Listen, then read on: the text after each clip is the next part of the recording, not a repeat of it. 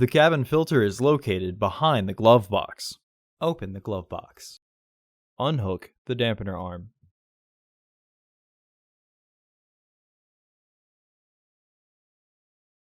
Unclip both sides of the glove box to release the stops and lower the glove box. Unclip the 3 tabs on the filter housing door. Then lift the door to free the bottom tabs from their catch.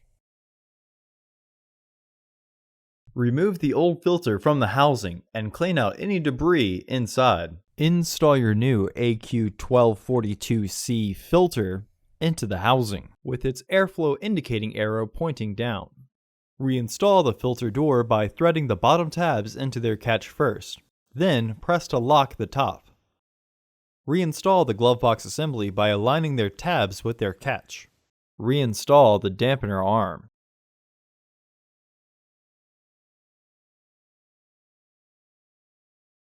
Close the glove box. Order your parts today at filterheads.com. Also, please like our video and subscribe to our channel so you won't miss any new content.